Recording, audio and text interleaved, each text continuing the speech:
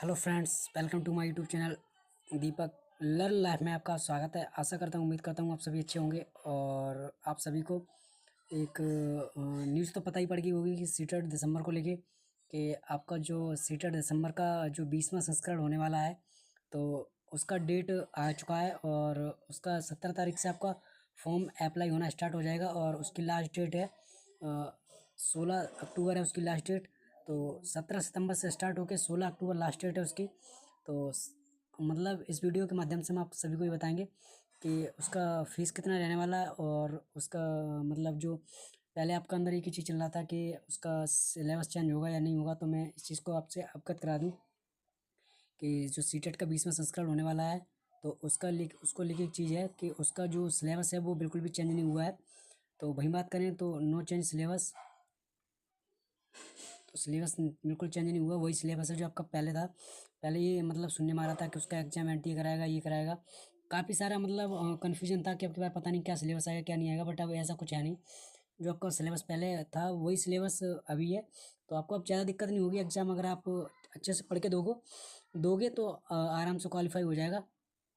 अगर आपने जुलाई वाला एग्ज़ाम क्वालिफाई ना कर पाया हो, तो अब की बार फोकस करना अच्छे से कि इसको क्वालिफाई कर लो, ताकि कोई आपको ये दिक्कत ना हो। अब की बार इस तरीके से तैयारी करना, जब आप आंसर की मैच करते हो और तब एक एक दो दो नंबर के लिए आप ये सोचते हो मेरा एक नंबर बढ़ जाता या 2 नंबर बढ़ जाता तो मैं पास हो जाता। लेकिन मतलब तैयारी इस तरीके से रखो आप कि अगर आपको ये बार बार ये ना देखना पड़े कि मेरा 1 नंबर कम है, 2 नंबर कम है। बल्कि तैयारी ऐसी रखो कि आपको सीधा रिजल्ट ही देखना पड़े कि हाँ, और खुद से इतना बिलीव होना चाहिए, खुद पे भरोसा कि मेरा नंबर जो आएगा वो आए तो लगभग 100+ नंबर आए, इससे कम नहीं आना चाहिए। अपना ये टारगेट रखो।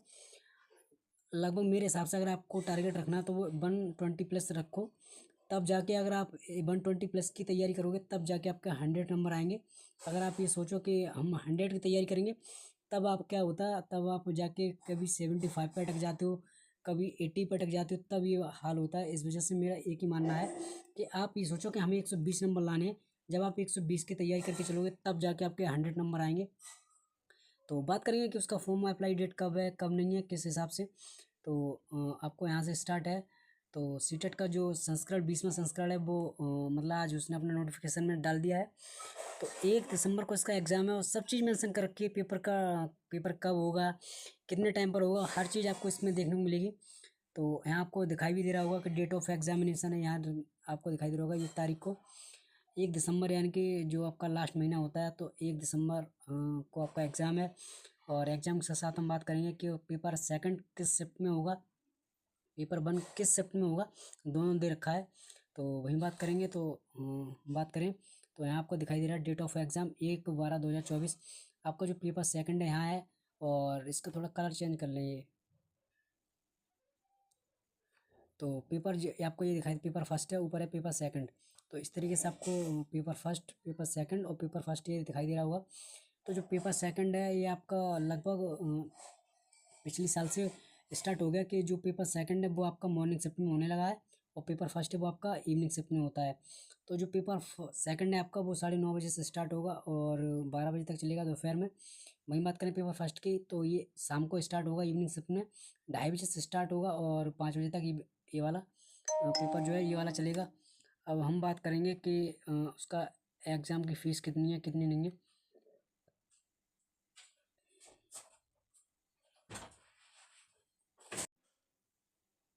तो यहाँ आपको शो कर रहा होगा कि जो जनरल है, जनरल और ओबीसी आपको दिखाई दे रहा होगा। यहाँ पे आपको 1,000 रुपये फीस है। ये जो 1,000 रुपये आपको फीस दिखाई दे रही है, ये 1,000 रुपये जो फीस है ये सिर्फ पेपर वन की है। जैसे मान लीजिए अगर आप पेपर वन देना चाहते हो, पेपर फर्स्ट, तो केवल जैसे पेपर वन और पेपर सेकंड ये दोनों हैं पेपर।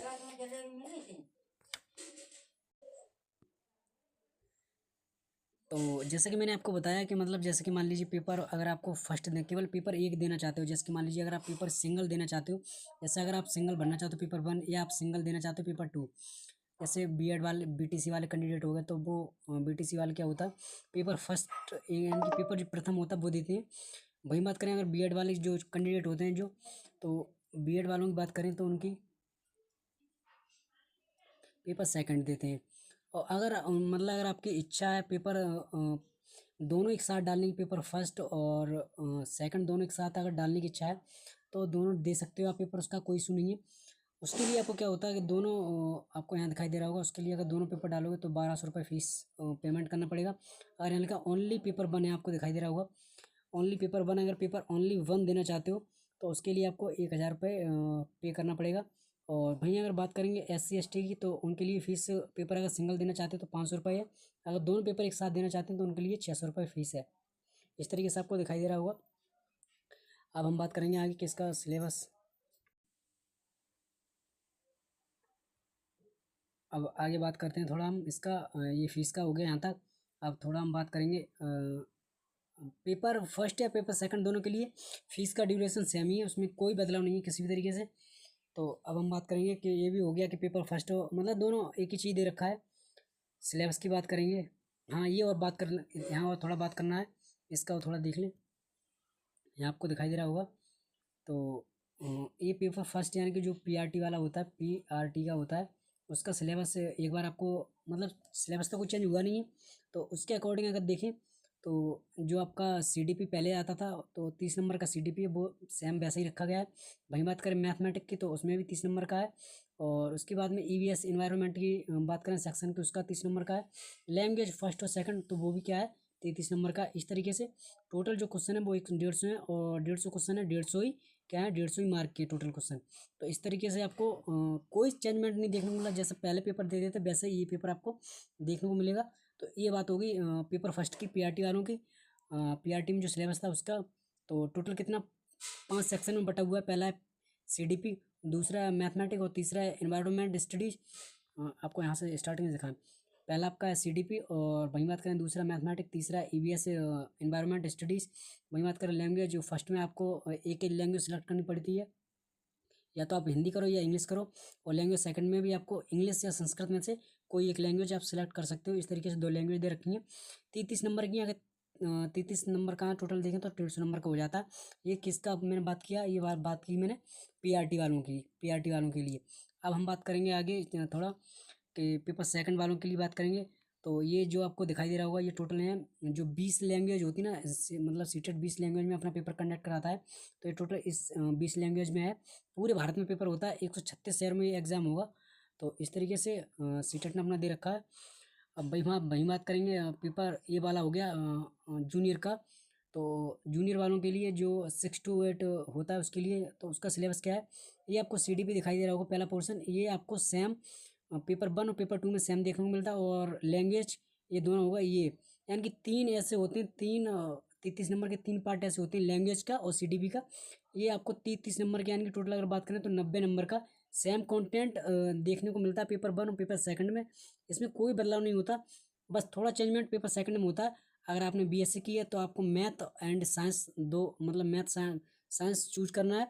अगर आपने आर्ट्स साइड ले रखी है तो आपको सोशल स्टडीज या सोशल साइंस ये आपको सेलेक्ट करनी है। बस इतना आपको फॉर्म भरते टाइम बहुत ध्यान रखना है, बस इतना। ये पेपर सेकंड का तो यहाँ क्या हो जाता है, 90 नंबर के ये हो गया। वहीं 60 नंबर का, जैसे मैथ और साइंस हो गया तो मैथ साइंस दोनों आएंगे, तो 60 नंबर का। अगर आप आर साइड से हो तो आपको सोशल स्टडीज से क्वेश्चन पूछे जाएंगे, तो उसके 60 नंबर से पूछे जाएंगे। इस तरीके से ये भी क्या होगा, 150 नंबर का होगा। 150 क्वेश्चन होंगे, कितना होगा, 150 नंबर का होगा। तो इसमें भी कोई चेंजमेंट नहीं, जैसा पहला था वैसा अभी है। तो इस तरीके से ये हो गया। अब हम बात करेंगे कि उसका सिलेबस की। तो इसका मैं आपको सीटेट की ऑफिशियल वेबसाइट पे जाके आप ये डाउनलोड कर लोगे तो कोई आराम से अच्छे से एक एक पॉइंट इसका पढ़ पढ़ सकते हो। तो आपको और अच्छे से समझ में आएगा। अगर थोड़ा बहुत हम समझाने में हमें कोई अगर मतलब समझ में ना आ रहा हो आपके किसी भी तरीके से, तो इस तरीके से आपको सिलेबस की बात करेंगे सीधा। ये मैंने आपको बता ही दिया कि फीस कितना लगना है इसका बारे में। अब हम बात करेंगे कि इसका सिलेबस यहाँ आपको दिखाई दे रहा होगा।